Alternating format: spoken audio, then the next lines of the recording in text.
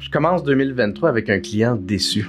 C'est pas de ça dont je voulais te parler aujourd'hui. J'avais fait un petit scénario sur le fait que je recommence à vlogger cette année.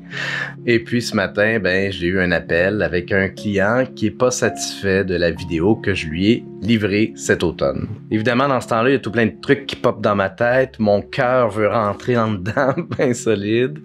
Et puis, je suis habité d'un sentiment de l'imposteur, de pas être à la hauteur, tout ça. Et là, je me dépose et je me pose la question... Qu'est-ce qui m'appartient là-dedans? Et je suis arrivé à deux constats. Le premier, c'est que j'ai pas pris suffisamment le temps de bien valider les attentes du client.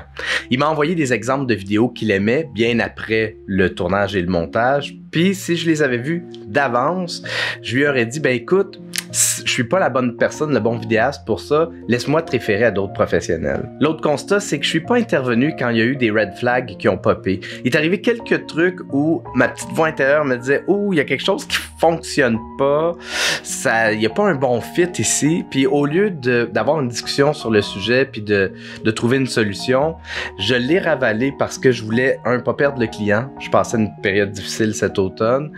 Puis, c'était un client qui m'excitait aussi sur le plan des visuels qu'on allait tourner. On a fait des super belles shots de drone d'ailleurs pour ce mandat-là.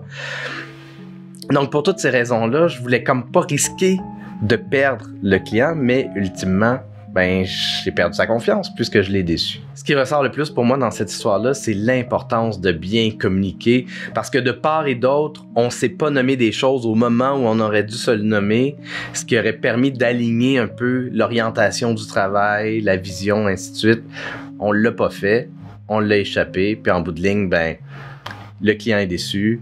Moi, je suis déçu d'avoir déçu un client. Mais quelque chose qui ressort de positif dans tout ça, puis c'est peut-être le hasard, la synchronicité d'avoir reçu cet appel-là ce matin, alors que je m'apprêtais à faire mon premier billet de vlog de l'année. Parce que ce qui m'habite, l'énergie qui m'habite en ce moment, c'est que je veux que ce client-là soit le dernier client que je déçoive.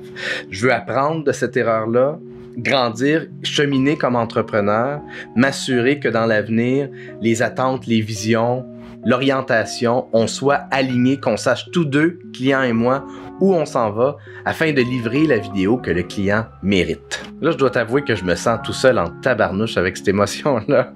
Et donc, j'aimerais ça amorcer une discussion. Est-ce que tu as déjà vécu une situation similaire? Est-ce que tu as déjà déçu un client? Comment tu as dealé avec la situation? Comment tu as eu la discussion avec le client? Qu'est-ce qui s'est passé? Très curieux de t'entendre sur le sujet. Dans tous les cas, merci de m'avoir écouté. À la revoyure!